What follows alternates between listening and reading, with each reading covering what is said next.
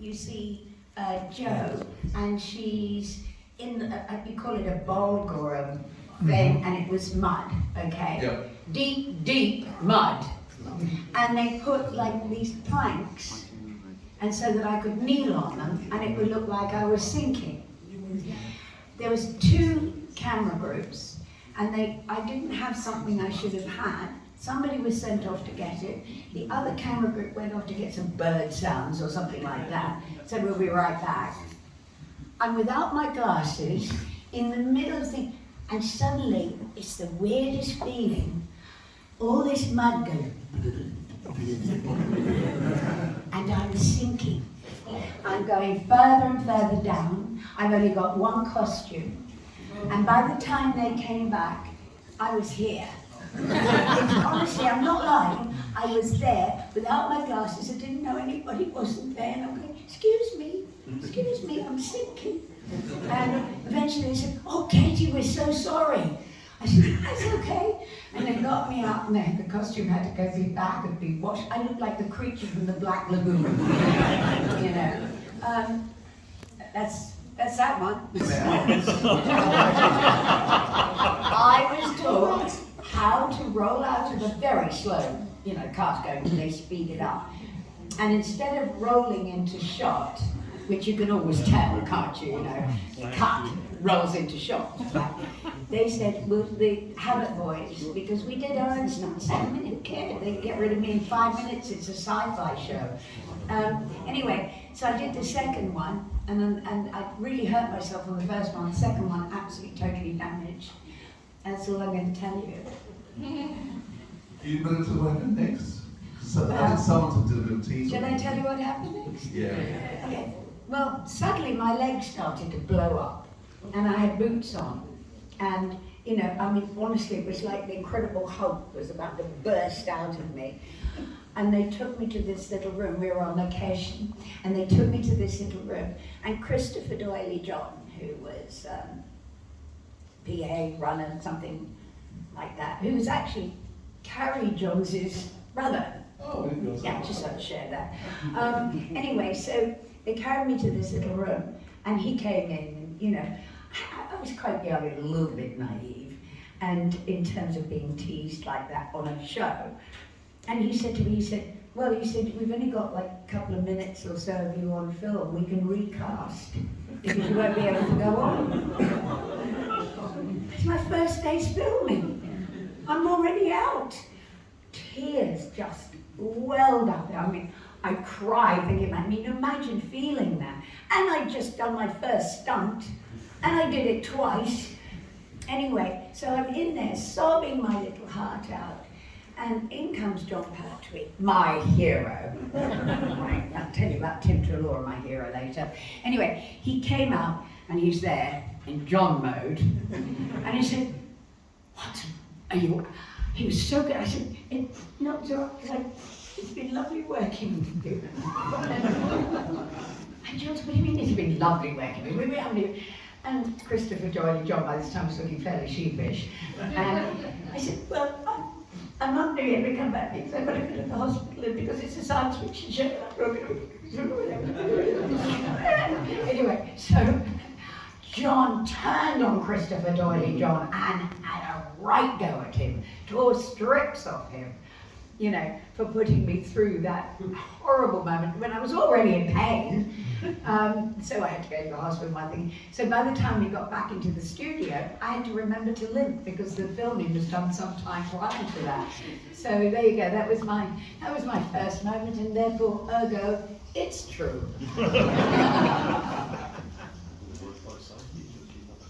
Okay, now the first question, in the Green Death, what environmental issues are being addressed? Don't answer it, Katy. Now, if you don't know this, I'm very cross. Data pollution, industrial waste, data of leaving food uncovered with pregnancy get to it. Logging.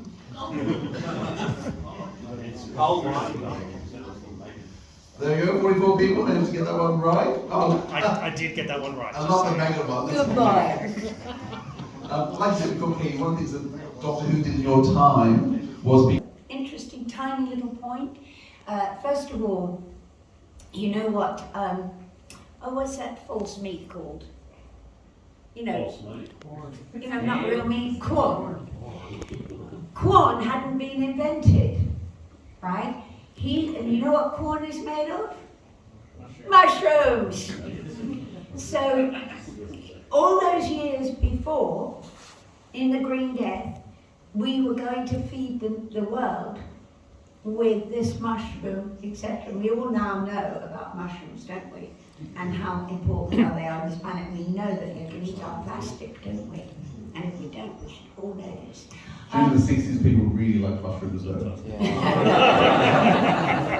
Next question, will you? So you've had a lot of mushrooms, Katy. Oh, darling. Also, Jason has mentioned Katy appearance, Jason's subject. Life's the doctor, death the doctor, turn the doctor, Clark becomes the doctor. We did just show it to you, so hopefully some people got it.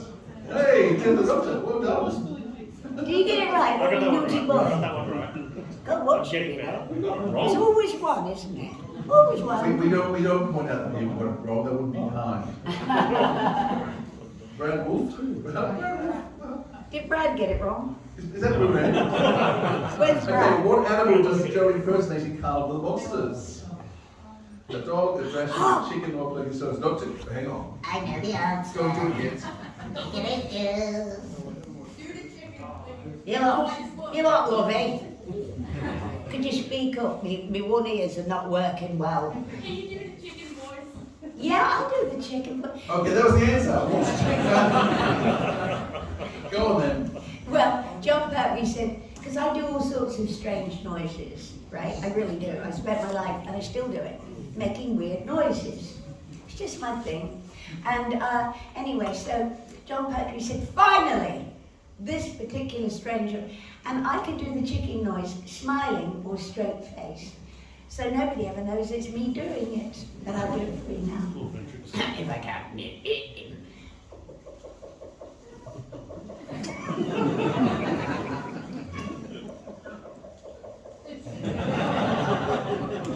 And the chickens go, really? Which particular party is this? Another quick question. What is the name of Katie's one-woman play? A very well woman, not a well woman, a blind woman. Well, we know it's not a very well woman, don't we, Louise? Just had to hang on to that. A woman speaking a native voices all at the same time. Oh my gosh, go. Uh-oh. Okay, so, yeah, not a well woman. Well, well done, people. Katie, why did you decide to write this play? I was living in LA. That should be enough indication. And I used to walk around going, oh, I've not been a well woman, doing all that, you know. And Liza said, write it. I said, right, what you do? And so I said, okay. And so I locked myself in my bedroom and went on and on and on. And I realized that if you can't see, you know what you have to deal with, right? If you can see, you know, with glasses and you get it corrected and so on, if you actually have the kind of sight that, you know, as I say, that you take the wrong children home from school, you know, I tried to water a palm once, only to be told by a very famous actor that telegraph poles don't grow. I've introduced myself to a house guest. I mean, I talked to potted palms, all that kind of thing. And I thought it's really interesting because if you're standing on the edge of a cliff and you can see how far you have to fall, you're going to feel fear, right? John Pertwee was aware of this one because he said, I'm standing by the cliff, she's coming, she won't stop. And so you look, I don't know how far there is to fall, so I don't feel fear. And it changes your whole way of looking at life. And it makes you very much a person who lives in the now. And this is a kind of where I started with it.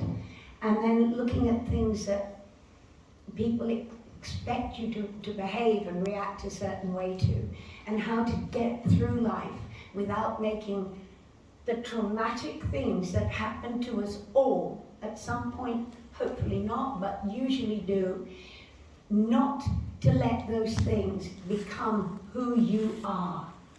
You have to let go, because the past will just constantly take you into this depressive, going round and round, going over with the same issue.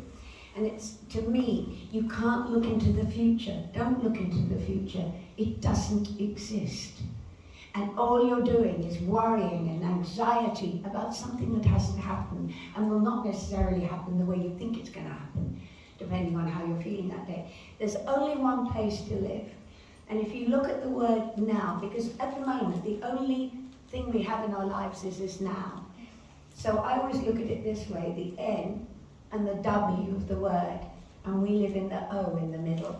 And that's where life is. And that's where we all need to be. You know, you have memories from the past, but don't carry the traumatic ones with you. You know, it's really important. And so this was really a lot of the thing in the plays, positivity, uplifting, some really funny stories, and some of them are true. I listened to it several times. I listened to it again last night. Because having spent time with Katy and hearing a lot of her... But what I wanted was to get through how you get by the traumatic things that happen to us in life, and how you remain positive and up. There's 80 voices, and there are voices in there that I went back to listen to again because I didn't believe you were Katy, because I just don't recognise her at all. But yeah, Tim Trelaw said the same here. He said, I can't, he said, I had to keep going back because I couldn't believe that was you. Especially when I do the gangster rapper. Granny, I'm talking about gangster granny, hello. And I wrote the filthy rap song. I'm not going to do it for you. Actor Robert Colby shot Katy and broke her nose. True or false? I thought you were going to applaud him for that. Okay, it can't possibly be true, but of course it is. Wait, what? I have, my friend Robbie can attest to this. I was staying with them. I'd managed to stay longer than they thought I was going to. And I was doing this play with Robert Colby, and we had a thing whereby I don't have the gun license, but you know, it's what they call a blank, which is a wadding that burns you if it hits you. I was supposed to, in a blackout, wearing a balaclava, hello, I didn't need, and I had it on backwards, I think. You know, it was a quick change, I thought. Anyway, I was supposed to hold the gun in the fight over the top of my leg, like that. He then, in the blackout, would take the gun and fire it. Duh.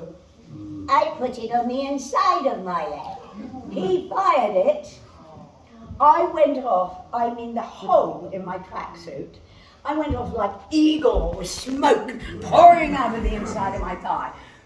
I go back to Robbie, who doesn't believe that I've been shot in the leg, so she's put a Band-Aid on the table, right? So anyway, I've still got a little tiny black hole there where I got shot by Robert Colby. Anyway, so then I stay on to do another play with him. And there's this moment, now I can't see very well, as you know, so I had a visual cue.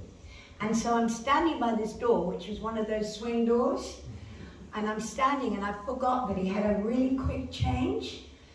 And I'd forgotten that bit, and he comes rushing off, slam! My toes.